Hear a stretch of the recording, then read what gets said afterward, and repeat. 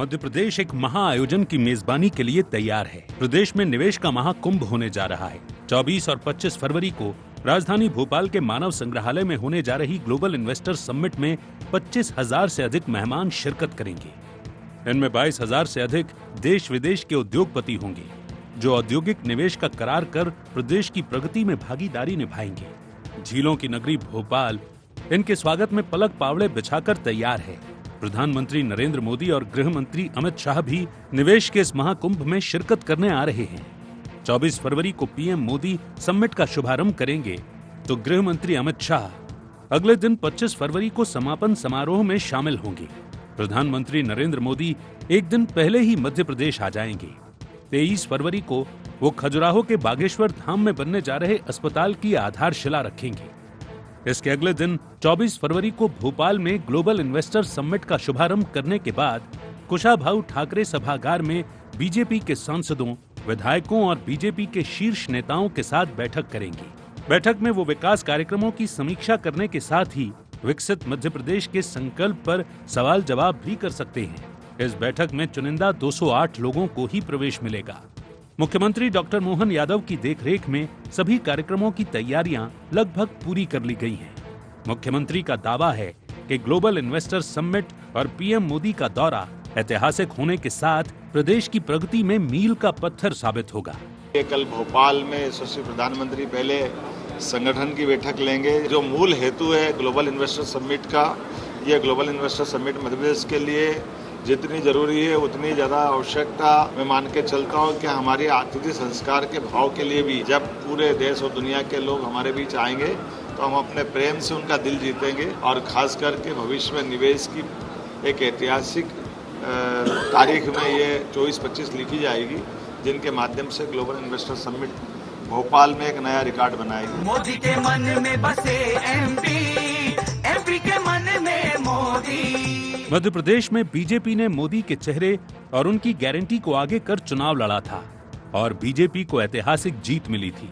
ऐसे में अब तक ग्लोबल इन्वेस्टर समिट को लेकर प्रदेश सरकार को निशाने पर ले रहा विपक्ष पीएम मोदी से भी सवाल कर रहा है।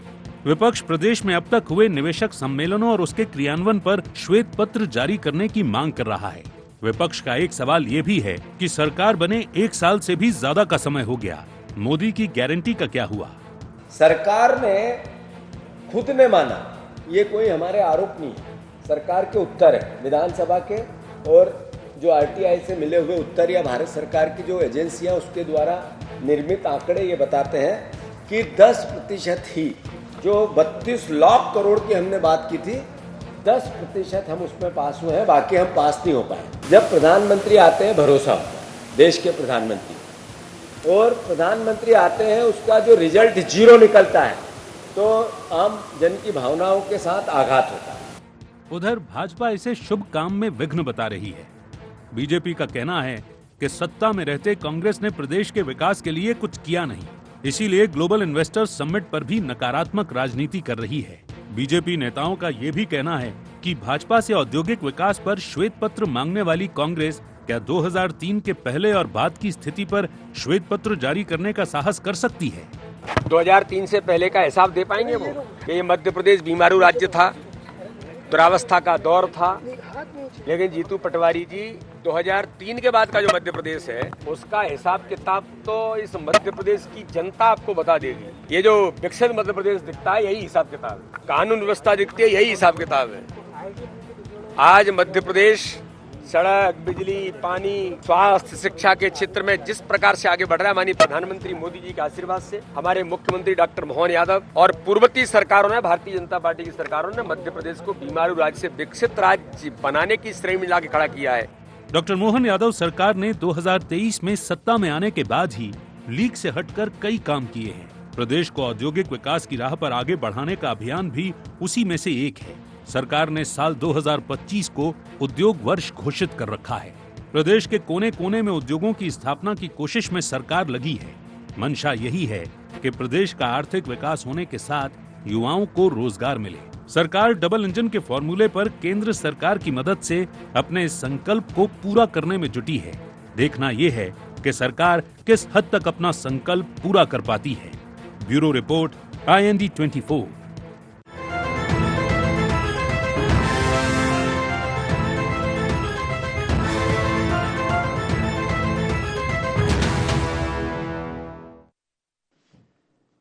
नमस्कार। आई एजेंडा मोदी मोहन मिशन निवेश में आपका स्वागत है। मैं हूं आपके साथ नवीन पुरोहित। चर्चा को विस्तार देंगे उसके पहले आई एजेंडा के मुख्य बिंदुओं की तरफ एक निगाह डाल दें। डॉक्टर मोहन का मिशन निवेश कितना आगे बढ़ेगा मध्य प्रदेश? कितना आएगा इन्वेस्टमेंट? क्या इन्वेस्टर पूरा करेंगे कमिटमेंट? निवेश पर क्यों सियासी क्लेश? दावों को क्यों नकार रही है कांग्रेस? माननीयों की क्लास लेंगे पीएम, क्या परखेंगे दावों का दम? नमस्कार। इन्हीं सवालों के साथ चर्चा में आप सबका पुनः स्वागत है। मध्य प्रदेश के मुखिया मोहन यादव जी ने कहा कि ग्लोबल इन्वेस्टर समिट भोपाल में बहुत पहले होना चाहिए था। बहुत गहरी बात उन्होंने कही। Global investor summit Madhya Pradesh में होती नहीं, लेकिन वो इन्वेस्टर समिट प्रदेश की आर्थिक राजधानी कहे जाने वाले इंदौर में हुई और लगातार हुई। उन पर सवाल उठे, लेकिन जब से मोहन यादव जी ने मोर्चा संभाला है उनका पूरा फोकस इस पर है कि कैसे भी प्रदेश में निवेश आए। सबसे पहले उन्होंने रीजनल समिट्स किए, प्रदेश के हर अंचल में जाकर उन्होंने इन्वेस्टर समिट की।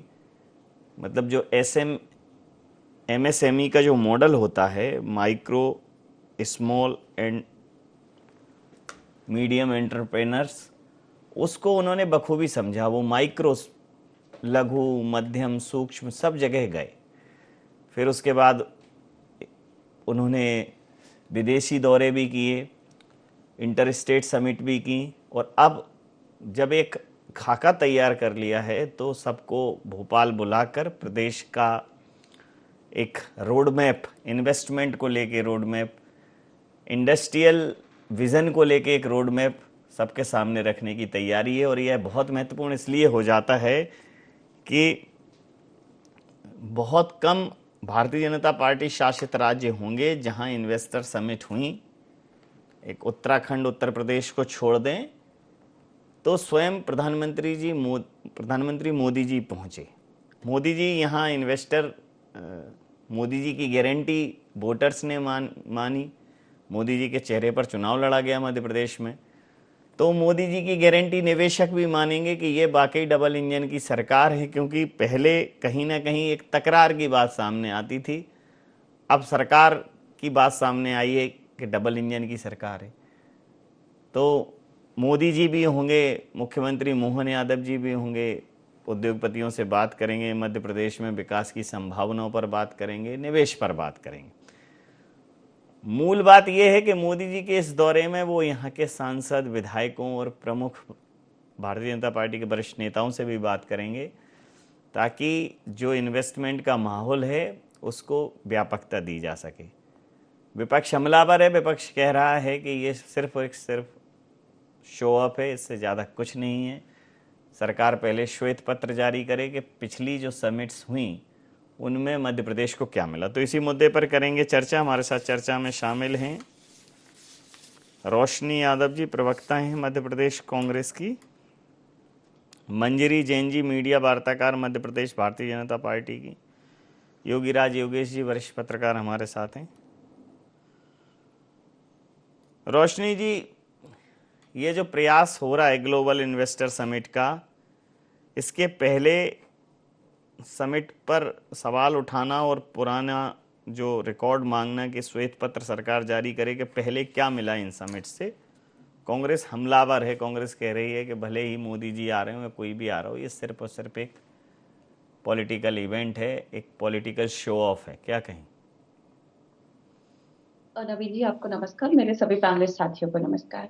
देखिए, आपने जो कि पिछले की बात की है, तो मैं उसी से बात करती हूँ। अगर कोई विद्यार्थी स्कूल में पढ़ता है और अगर किसी परिवार में अगर एक निकम्मा बेटा होता है, तो उसकी कल्पना, उसका जो है अनुभव कैसे उसका दिखाया जाता है कि भाई अगर वो स्कूल में बच्चा नहीं पढ़ रहा है और मार्क्स अच्छे नहीं आ रहे हैं, तो उससे एक अनुमान लगा लिया जाता है। और इस मध्य प्रदेश में लगातार लगभग 23 साल होने जा रहे हैं और कंटिन्यू, मुझे लगता है कि 2007 से ये इन्वेस्टर समिट जो है इसकी शुरुआत हो गई थी और शिवराज जी ने इसकी शुरुआत करी है, मैं उनको बिल्कुल धन्यवाद दूंगी। और आज अगर एक अच्छा इन्वेस्टमेंट इस प्रदेश में आता है, मैं उसके लिए बिल्कुल शुभकामनाएं दूंगी। लेकिन सबसे बड़ा सवाल ये खड़ा होता है कि आज तक जितने इन्वेस्टमेंट समिट हुए हैं उनके लिए उनकी पूरी डिटेल होनी चाहिए कि कितने लोगों को रोजगार दिया गया है। अभी सबसे बड़ा सवाल खड़ा होता है कि चाहे वो मेडिकल डिपार्टमेंट हो, कितने सारे डिपार्टमेंट है, नौकरियों के स्थान रिक्त पड़े हुए हैं, उसमें नौकरियां नहीं दी जाती हैं। तो आज सवाल इसलिए खड़ा होता है क्योंकि आप देखिए कि उस समय जब शिवराज सिंह चौहान जी भी सिंगापुर में गए थे तो उन्होंने एक श्लोक के साथ अपनी बात की शुरुआत की थी कि सर्वे भवन्तु सुखिना, सर्वे भवन्तु निरामया। तो ये सारी बातें कह के कि मैं सबके सुख की बात करता हूँ, मंगल की बात करता हूँ, तो वो आज इस प्रदेश में कहाँ नजर आती है। इससे पूर्व में अगर किसी प्रदेश की, देश की आर्थिक स्थिति और उसको संपन्न और समृद्धि से भरपूर बनाना है तो सबसे पहले हमें किसकी चिंता करनी होती? किसान की चिंता करनी होती, किसान को विकसित करना होता है। किसानों से इन्होंने जो वादा किया है, 2700 गेहूं का समर्थन मूल्य देने का वादा, 3100 धान का, उस पे ये बिल्कुल नाकारे उतरे हैं। इससे पहले भी इस भारत देश में रेल बेच दिया, भेल बेच दिया, तेल बेच दिया, हवाई अड्डा बेच दिया। और हवाई अड्डे से मुझे याद आया कि आज का ही इनका ट्वीट है, मुख्यमंत्री, केंद्रीय मंत्री इनके जो है कैबिनेट मिनिस्टर शिवराज सिंह चौहान जी का, कि हवाई अड्डे की एयरलाइंस पे उन्होंने टीका टिप्पणी करते हुए कहा कि भाई टूटी हुई सीट पे मुझे बैठा दिया। तो जितने हमारे इन्वेस्टर समिट के वीआईपी आप बिजनेसमैन को बुला रहे हैं तो उनको क्या टूटी हुई सीट पर बैठ के बुलाएंगे? पहले उन व्यवस्थाओं को दुरुस्त करिए। यहाँ का जो भ्रष्टाचार और करप्शन और जिस तरीके से यहाँ पे जिस तरीके का करप्शन है उसको पहले उसमें इंप्रूवमेंट लाइए। और श्वेत पत्र कांग्रेस इस बात के लिए मांग रही है, हमारे अध्यक्ष जी जीतू पटवारी जी ने भी कहा कि आप एक श्वेत पत्र जारी करिए। तो इसमें मुझे नहीं लगता कि इनका हृदय दुखित होना चाहिए, इनको पीड़ा होनी चाहिए, या इनको जो है इस तरह की कोई बात रखनी चाहिए कि जो है विपक्ष तो हमेशा नकारात्मक बात रखता है। अरे इस मध्य प्रदेश का पूरा किसान, युवा, महिला, जिन लाडली बहनों को आपने महाराष्ट्र में ठगा, यहाँ पे लाडली बहनों को 3 लाख जो है रजिस्ट्रेशन आपने निरस्त कर दिए हैं। आपके ही कलेक्टर आगला, मालवा के और तमाम जो है कलेक्टर पूछ रहे हैं कि आपका रजिस्ट्रेशन पंजीकृत नहीं हो पा रहा है। तो ऐसे में मेरा सिर्फ इनसे सीधा सवाल है, कोई जो है इधर दाएं बाएं करके कोई सवाल नहीं है, कि आप मध्य प्रदेश के युवाओं को कितना रोजगार जी। देंगे। यहाँ पे इंजीनियरिंग फील्ड के, चाहे मेडिकल फील्ड के हों, एमबीए फील्ड के हों, कितने जो है युवा नौजवान बेरोजगार के लिए भीख मांग रहे हैं। इसी मध्य प्रदेश में हमने जी, देखा जी, कि पूछ वो लेते न्यायपूर्ण, पूछ लेते शांतिपूर्ण तरीके से धरना देते हैं। पूछ और लेते एक बात मैं इस पे जोर देना चाहती हूँ कि देखिए अभी भी जो इन्वेस्टर समिट आ रहे हैं ना नवीन जी, जी। उसमें भी आप देखिए कि जमीन व्यवस्थित ही नहीं की है इन्होंने, और उस पे लघु उद्योगों में इनका कोई फोकस नहीं है। ये सब अभी तक जो आपने देखा है कि जगह जगह मोहन जी जा रहे हैं, लेकिन आज तक उसका कोई रिजल्ट नहीं निकल के आया है। पूछ लेता तो हूँ, मेरा सीधा सवाल है कि कितने नौजवानों को रोजगार देंगे आपने, जो मंजरी जी है से पूछ लेता हूँ, कितने जो है। जी जी मंजरी जी से पूछ लेता हूँ। मंजरी जी, तमाम सवाल रोशनी जी ने उठा दिए हैं जो कांग्रेस की प्रवक्ता हैं, लेकिन आप एक बात बताइए, भारतीय जनता पार्टी की सरकार और भारतीय जनता पार्टी का संगठन जो कि सरकार के साथ काम करता है, कितना गंभीर है ग्लोबल इन्वेस्टर समिट को लेकर? नवीन जी, सभी को नमस्कार करती हूँ। और गंभीर तो हम हर काम के लिए है, जो हमने संकल्प पत्र पेश किया था चुनाव के टाइम, माननीय मोदी जी ने नहीं, वो गंभीर कहाँ होते हैं काम के लिए, हर काम के लिए। मतलब जैसे ग्लोबल इन्वेस्टर, अभी चलिए 2000 में कुल बात करूं तो कितनी ग्लोबल इन्वेस्टर समिट हुई हैं अभी तक? देखिए 2023 तक 6 ग्लोबल इन्वेस्टर समिट हो चुकी थी, और उसके बाद लगातार जो है डॉक्टर मोहन यादव जी जो संभाग स्तर पर, तो ये इन्वेस्टमेंट की सप्तपदी है, ये फेरा पूरा हो जाएगा इस बार की इन्वेस्टमेंट समिट में, ये 7वीं इन्वेस्टमेंट समिट होगी। तो ये जो कह रहे हैं कि पहले जो 6 का क्या हुआ वो तो दिखा दीजिए। देखिए कांग्रेस जो है वो सिर्फ क्वेश्चन उठाने के लिए है, दावे आपत्ति करने के लिए है, नकारात्मक राजनीति करने के लिए, राजनीतिक रोटियां सेकने के लिए, इसके अलावा कुछ नहीं है। इनको क्या है कि मध्य प्रदेश का विकास ना हो, कैसे रोड़े अटकाए जाए, तो इसलिए ये इस तरीके के प्रपंच रचते हैं, नैरेटिव सेट करते हैं कि यहाँ उद्योगपति आए ना, उनको डराया जाता है इस तरीके से नैरेटिव सेट कर करके। मैं समझती हूँ कि ये इनकी जो नकारात्मक राजनीति है इनको इसलिए रसातल में पहुंचा रही है। दूसरी बात, आपने जो सवाल किया है कि कितना इन्वेस्टमेंट आया, तो अभी एक बात बताइए नवीन जी, जब उद्योगपति आ रहे हैं उसमें कुछ जो प्रोसेस होती है वो सब प्रोसेस होगी, उसके बाद ही तो निवेश आएगा। अभी तक तो 3 लाख नहीं, करोड़ वो का निवेश पिछले आ 6 चुका का है मध्य प्रदेश। पिछले 6 का। देखिए पिछले 6 का यदि हम कहें तो तकरीबन 1.5 लाख से ऊपर का निवेश मध्य प्रदेश की धरती पर आ चुका है 1 साल के अंदर। ये बहुत बड़ी कामयाबी है यदि देखा जाए तो उस नजरिए से। तो मैं ये समझती हूँ कि आज जितने बड़ा जो आज भोपाल के अंदर GIS होने जा रहा है, तो निश्चित तौर पर मध्य प्रदेश का जो है वो तस्वीर और तकदीर दोनों बदलने का काम डॉक्टर मोहन यादव जी की सरकार बखूबी निभा रही है।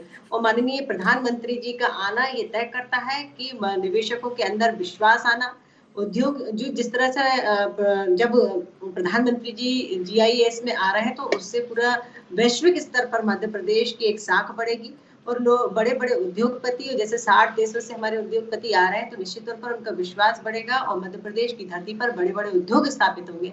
और यदि वो उद्योग स्थापित होते तो निश्चित तौर पर जो स्टार्टअप इंडिया की हम बात करते हैं, जो आप अभी MSME की बात कर रहे थे, तो वो छोटे छोटी जो फैक्ट्रियां हैं, जो माइक्रो इंडस्ट्रीज हैं, वो भी उनके साथ जुड़कर अपने जो है कहना चाहिए अपने रोजगार को बढ़ाएंगी, अपने टर्नओवर को बढ़ाएंगी, जिसमें लोगों को बहुत ज्यादा रोजगार मिलेगा, युवा रोजगार से जुड़ेंगे। और जो हमारे घर से छोटे छोटे कुटीर उद्योग चलते थे, या हमारे जो वोकल फॉर लोकल की बात जो प्रधानमंत्री जी कहते आए हैं, तो वो भी उसमें बढ़ावा मिलेगा, वैश्विक स्तर पर उनको पहचान मिलेगी, हस्तशिल्प को वैश्विक स्तर पर पहचान मिलेगी। तो निश्चित तौर पर कहीं ना कहीं जो है उद्योग नीति, व्यापार कर प्रणाली और कहना चाहिए कि अधिक से अधिक निवेशकों को अनुकूल उनके लिए वातावरण अनुकूल बनाने के लिए निरंतर मध्य प्रदेश की सरकार केंद्र सरकार के साथ मिलकर काम कर रही है। तो जो हम डबल इंजन की सरकार की बात करते हैं, तो निश्चित तौर पर ये हमको सामने देखने को तस्वीर मिल रही है। और आने वाले समय में जिस हम स्वर्णिम मध्य प्रदेश की बात करते हैं, जो कि 2003 के पहले कांग्रेस ने जो बीमारू राज्य दिया था, इनको तो क्वेश्चन पूछने का, प्रश्न पूछने का भी अधिकार नहीं है, क्योंकि आपने तो मध्य प्रदेश को गड्ढे में धकेल कर दिया था, गड्ढे में बना कर दिया था। उस गड्ढे से निकालकर उस पर 5 लाख किलोमीटर की सड़कें बनाकर आज हमने परिवहन को सुलभ बनाया, जिससे कि हमारे निवेशक आकर्षित हो रहे हैं। आपने तो बिजली के नाम पर 24 घंटे की बिजली उत्पादन नहीं किया था, लेकिन हमने उसको बढ़ाकर 29,000 मेगावाट कर दिया 5,000 से। तो इसलिए निवेशक यहाँ आना चाहते हैं। पानी की किल्लत थी, आज हमने इतने नदी जोड़ो अभियान और इतने डैम बना दिए कि आज हमें पानी की किल्लत नहीं है। तो उद्योगपति हमारे यहाँ आ रहे हैं, तो हमने उस अनुकूल वातावरण को बनाया जिस वजह से आज निवेशक आकर्षित हो रहे हैं, मध्य प्रदेश की धरती पर अपने उद्योग लगाने के लिए उत्साहित हैं। और प्रतिक्रिया ले सर, 7 समिट हुई है टोटल और ये 8वीं है। 7वीं भारतीय जनता पार्टी के कार्यकाल की है, 6 इनकी हुई थी। कुल 7 इन्वेस्टर समिट मध्य प्रदेश में हो चुकी हैं, जिसमें 17 साल में पहली बार ऐसा है कि भोपाल राजधानी को राजधानी की गरिमा इसमें मिल रही है। मध्य प्रदेश को 33.19 लाख करोड़ रुपए के निवेश प्रस्ताव मिले इन समिट्स में।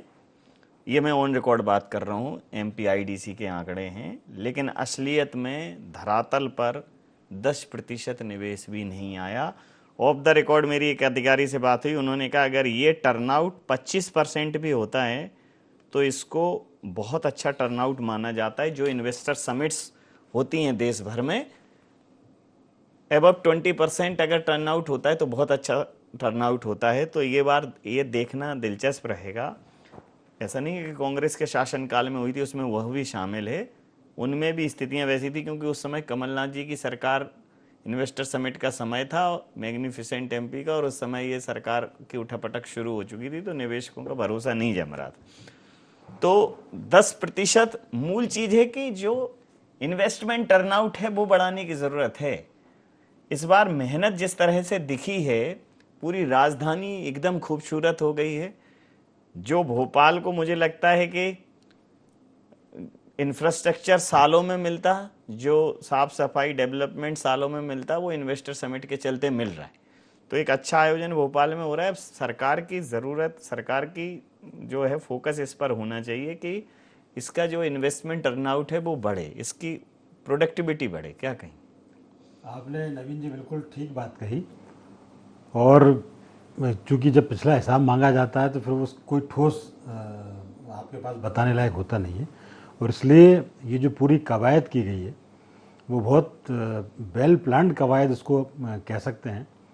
और राजधानी की तो एक आजकल फ़िज़ा बदली हुई है। आप चाहे सुबह निकल लें, चाहे शाम को, चाहे रात में। मैं रात को भी बाहर से आ रहा था 2 बजे, तो बिल्कुल जगह जगह लाइट्स लगी हुई हैं और पेड़ों पे रंगीन रोशनी की गई है। मतलब एक नज़ारा बड़ा खूबसूरत है। जी जी। और जो कार्यक्रम स्थल है वो भी बड़े खूबसूरत जगह पे, इंदिरा गांधी मानव संग्रहालय, बड़ा उसकी खूबसूरती देखते ही बनती। लेकिन केवल खूबसूरती देखने से काम नहीं चलेगा, उसमें ये धरातल पर जब तक आप नहीं उतरेंगे, जब तक ये उद्योगपति मध्य प्रदेश में जितने आ रहे हैं, कोई एक आध बड़ी घोषणा शायद इस इन्वेस्टर समिट के दौरान हो जाए तो ये एक मुझे लग रहा है होगी। तो मैं मान रहा हूँ कि ये एक अच्छी शुरुआत होगी। चूँकि इसमें केवल स्टेट गवर्नमेंट इन्वॉल्व नहीं है, इसमें प्रधानमंत्री मोदी का विज़न इन्वॉल्व है। और इसलिए आप देखिए पूरे वर्ल्ड लेवल पर यहाँ प्रतिनिधि आ रहे हैं, और बताया जाता है कि 30,000 के आसपास रजिस्ट्रेशन हुए। मतलब आखिरी लास्ट 3 डेज में तो उनको विंडो बंद करनी पड़ी थी, 7,000 से ज़्यादा कैंसिल किए। तो उत्साह तो बड़ा ज़बरदस्त है इसमें, मतलब कोई दो राय नहीं। अभी तक मैं मानता हूँ कि इंतजामों को लेकर और निवेशकों को आकर्षित करने को लेकर बहुत अच्छा रिस्पांस है। इन्वेस्ट के लिए लोगों ने रुचि भी दिखाई है। पर सवाल सिर्फ इस बात का है कि जैसे मान लो आज मध्य भोपाल में समिट हुई, हर डिस्ट्रिक्ट लेवल पर आपने समिट की, डिविजनल लेवल पर आपने समिट की, तो वो जो डिस्ट्रिक्ट लेवल पर जो समिट हुई है उनका जो इन्वेस्टमेंट जो आया वो क्या डिस्ट्रिक्ट लेवल पे होगा? अब जो भोपाल के लिए, भोपाल जो में जो इन्वेस्टमेंट समिट हो रही है, इसमें जो इन्वेस्टमेंट आएगा वो भी क्या उन्हीं डिस्ट्रिक्ट में शामिल है क्या? तो ये जो थोड़ा सा घालमेल जो हो रहा है कि वो जो आंकड़े आते हैं, जैसे अभी तक 2.25 लाख करोड़ का पिछली बार ही दे दिया था, जबकि ऐसा हुआ नहीं था कि इतना इन्वेस्टमेंट के प्रपोजल्स मिले हैं। अब प्रपोजल मिलना और जो 10% की आप बात कर रहे थे, मैं ये कह रहा हूँ कि डिस्ट्रिक्ट लेवल पर आप कोई बहुत बड़ी इंडस्ट्री मत लगाओ। और मुझे लगता है कि अब वो ऐसा कोई संभावना नज़र नहीं आती कि BHEL जैसा, सेल जैसा कोई बड़ा कारखाना मध्य प्रदेश को मिले। लेकिन छोटे छोटे जिलों पे यदि एक यूनिट भी इस्टेब्लिश हो गई, सरकार इसमें कामयाब रही, तो ये मानूंगा कि ये बहुत बड़ी कामयाबी होगी। जी, अब एक संक्षिप्त प्रतिक्रिया इस राउंड में। रोशनी जी, मोदी जी आ रहे हैं, मोदी की गारंटी पर भी भरोसा नहीं है आपको? देखिए, भरोसा कैसे किया जाए नवीन जी? अभी कुछ समय पहले, क्योंकि मेरे वरिष्ठ पत्रकार भी इस बात से मुझे लग रहा है सहमति जताएंगे, अभी कुछ दिन पहले अमेरिका में गए थे, तो अमेरिका में ट्रंप जी के साथ इनकी क्या डील हुई थी? और जो 21 मिलियन ट्रिलियन हमें जो मिलता था वो भी उन्होंने, ट्रंप जी ने वापस ले लिया। तो इस पर मुझे लगता है कि क्या कहेंगी मेरी भाजपा प्रवक्ता, और देश के और प्रदेश के लोगों को आप कैसे विश्वास दिलाएंगे जब आपको इतना गंभीर नहीं लिया जा रहा है, जहां पूरे देश में आपका डंका बजता है। और मैं इनको याद दिला दूं कि जब अगर 2018 में 10 महीने में कांग्रेस की सरकार आई थी, तब आदरणीय कमलनाथ जी के नेतृत्व में 1 लाख करोड़ का निवेश लाया गया था और गारंटी उस पर मोहर लगा दी गई थी, और कम से कम उसमें जो है 2 लाख प्लस लोगों को रोजगार देने की गारंटी भी तय की गई थी। तो आज हम इनसे भी सीधा सवाल कर रहे हैं, अगर आप मध्य प्रदेश में सरकार अगर कुछ अच्छा करने जा रही युवाओं के भविष्य के लिए, किसान के लिए, तो बिल्कुल हम आपको शुभकामनाएं देंगे, लेकिन वो दिखना चाहिए। लेकिन आज तक ऐसा कुछ दिखता हुआ नजर नहीं आया। इसके पूर्व में भी जितने वादे किए गए, और मैं मानती हूं कि किसान इस देश की रीढ़ की हड्डी होता है, लेकिन किसान इस देश के, प्रदेश के किसानों से जो वादा किया गया आप उनको पूरा नहीं कर पाए। महिला सशक्तिकरण की आप बात करते हैं, उनको आप धोखा दे रहे हैं लगातार। तो ऐसे सवाल मंजरी जी कैसे भरोसा करें? आपका ट्रैक रिकॉर्ड, कांग्रेस कह रही है ट्रैक रिकॉर्ड भरोसे लायक नहीं है मंजरी जी।